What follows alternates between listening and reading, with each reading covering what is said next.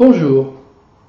Les virus, les virus, les virus, les virus, on n'entend parler que de ça depuis près d'un an, pratiquement 24 heures sur 24, sur toutes les chaînes de télévision, sur tous les médias. Mais savez-vous exactement ce que sont les virus ? Les microbes sont de petits organismes qui ne sont pas visibles à l'œil nu mais au microscope. Les deux types majeurs de microbes sont les bactéries et les virus. C'est Christian Gottfried qui en 1828 propose le terme de bactérie. Il dérive d'un mot grec qui signifie bâtonnet. Le virus de la fièvre jaune est le premier virus pathogène de l'homme identifié entre 1900 et 1902. Mais c'est seulement avec l'apparition de la microscopie électronique dans les années 30 que l'on peut observer ces virus. Les virus sont généralement bien plus petits que les bactéries. Les plus petites bactéries jamais observées mesurent environ 0,1 à 0,2 micromètres. Les virus sont en moyenne 1 millième de fois plus petits que les bactéries. Leur ordre de grandeur ne dépasse pas le nanomètre, soit 1 milliardième de mètre. Les virus sont en moyenne 1 millième de fois plus petits que les bactéries.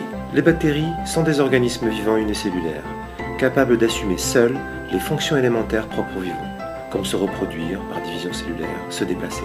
Le virus, lui, ne fait pas partie du monde vivant, car contrairement à la bactérie, il ne respire pas, il ne peut pas avoir de mouvement propre, il ne grandit pas, et il ne peut pas se reproduire seul. Quelle différence entre virus et bactérie ? Mais en fait, c'est surtout que la bactérie, c'est un micro-organisme qui est un être vivant. Il peut exister tout seul. Elle a tout ce qu'elle a besoin pour se répliquer, se multiplier. Le virus, par contre, c'est entre 100 et 1000 fois plus petit et très, très simple.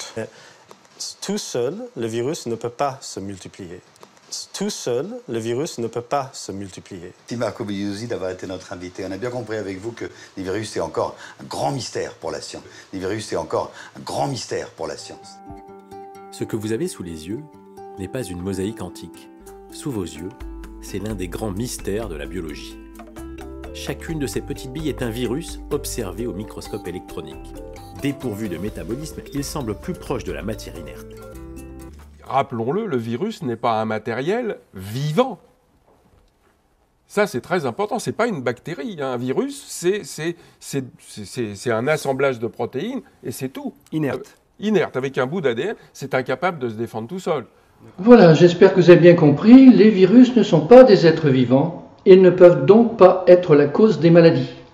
Et pourtant, tous les jours, aux informations, dans tous les médias, vous entendez tous les jours dire que les virus se propagent dans l'air, dans l'eau, un peu partout, sautent d'une main à la personne, sur les objets, etc. et provoquent la maladie, répandent la maladie. Or, c'est faux puisque ce ne sont pas des êtres vivants, ils ne peuvent pas bouger, ils ne peuvent pas se mouvoir, ils ne peuvent pas se... Non, il faut se mettre dans la tête. La première chose que les scientifiques savent, c'est que les virus ne sont pas des êtres vivants et ne peuvent donc pas être la cause des maladies. L'immunité d'abord, c'est la capacité de l'organisme à se défendre contre une agression. Alors une agression, ça peut être de différents types. La première agression à laquelle on pense, c'est l'infection. Une infection, c'est une attaque de notre corps par un pathogène.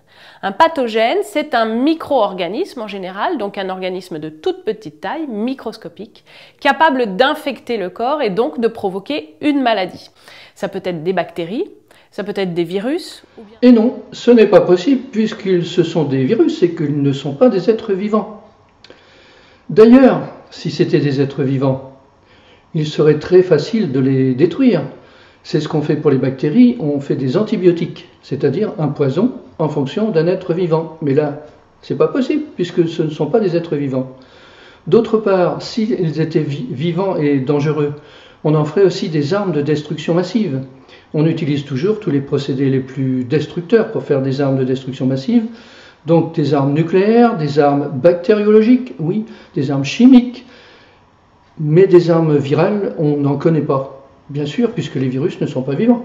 En fait, la médecine s'aperçoit que quand il y a des maladies, elle trouve la présence de ces microcellules, qui sont en fait des déchets de cellules, qui sont semblables. Donc, elle présume que c'est ces déchets de cellules qui sont dangereux, et avec ces conclusions fantaisistes, erronées, aléatoires, elle manipule complètement l'humanité. Cela requiert notre mobilisation générale. Nous sommes en guerre. Les masques sont inutiles si vous n'êtes pas malade, si vous n'avez pas été personne contact proche de personnes malades. J'insiste. L'usage du masque en population générale n'est pas recommandé et n'est pas utile. Il y a une incohérence et des contradictions, mais continues, au niveau politique et au niveau scientifique. Qu'on est dans un monde de fous. Un monde de fous. C'est-à-dire que la science donne des vérités. On ne croit plus à ces vérités. On transforme la vérité selon les besoins de l'économie. En fait, l'explication est très simple. Il suffit de se rendre compte que l'homme n'est pas qu'un tas de molécules et que donc tout ne peut pas se voir sous un microscope. L'homme est en fait constitué de plusieurs corps. Outre le corps physique de molécules que tout le monde connaît sous le microscope, il a aussi un corps éthérique, c'est-à-dire des énergies qui font fonctionner le corps physique. Il a aussi un corps émotif avec des émotions, des chocs. Il a aussi un corps mental de réflexion.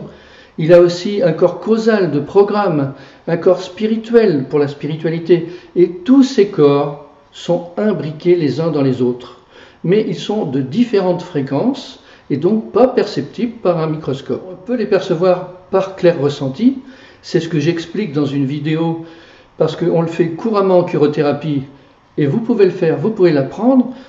Quel est l'intérêt? C'est qu'on s'est aperçu que dans ces corps, dans chacun de ces corps, il peut y avoir des chocs, des blocages, il peut y avoir des mémoires, il peut y avoir des programmes, il peut y avoir plein de choses qui nous affectent et qui font vieillir l'organisme, mais aussi on s'est aperçu qu'il y a ces fameux parasites, des parasites qui sont sur d'autres fréquences et qui existent, qui sont des êtres vivants et qui existent et qui se nourrissent des énergies de l'homme.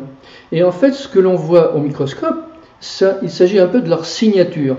C'est-à-dire que quand ils consomment l'énergie de l'homme, ils affectent évidemment les cellules de manière énergétique, mais la cellule a émis ce que les scientifiques ont perçu comme étant des virus, qu'il s'agit donc d'un groupe de protéines et d'un brin d'ADN, c'est un déchet de cellules qui est dû à un parasite. Et effectivement, à chaque parasite correspond un déchet de cellules.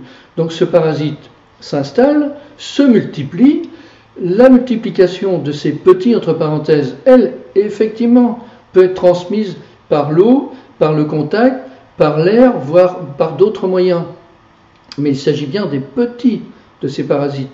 Et ces petits parasites, évidemment, se reproduisent et vont recréer des déchets cellulaires sans vie, puisque ce ne sont pas les déchets cellulaires qui sont vivants. Ce sont ces fameux parasites énergétiques. C'est ce que l'on enseigne en curothérapie.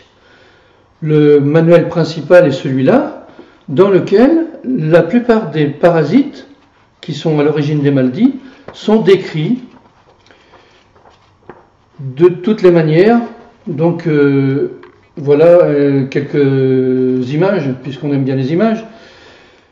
Donc j'ai aussi fait une vidéo, apprendre le clair ressenti en 12 leçons, que vous pouvez regarder librement sur YouTube et qui explique comment les percevoir justement ces parasites. Vous pouvez le faire, il suffit de suivre la méthode tranquillement, parce que c'est comme pour apprendre la guitare, il faut quand même un certain temps. Mais tout le monde peut le faire. Et à partir du moment où vous pouvez les percevoir, vous pouvez même pour certains les enlever. Bien sûr, c'est notre activité en curothérapie, mais on ne peut pas les enlever à tout le monde parce qu'il y a une règle de libre arbitre, et de secret professionnel évidemment, mais une règle de libre arbitre qui fait qu'on ne peut le faire que lorsqu'on est requis. Si personne nous le demande, eh bien on ne peut pas le faire. On ne peut pas soigner l'humanité si personne nous le demande. On ne peut pas soigner des personnes même que l'on voit malades si elles ne nous le demandent pas, parce que c'est une obligation, c'est le libre arbitre. Pour les percevoir de manière physique, il faudrait inventer un appareil qui voit les autres fréquences. C'est tout à fait possible, mais il ne faut pas attendre à ce que ce soit les laboratoires qui inventent cet appareil, puisque le jour où ça sera inventé, il n'y aura plus besoin de médicaments. Donc si on a découvert les bactéries à un moment et les virus un peu plus tard, maintenant c'est le moment de voir en face les choses et de s'apercevoir qu'il s'agit en fait des parasites énergétiques qui sont la cause des maladies. Et donc à partir du moment où on les voit, on les perçoit, on peut les enlever. Merci. Et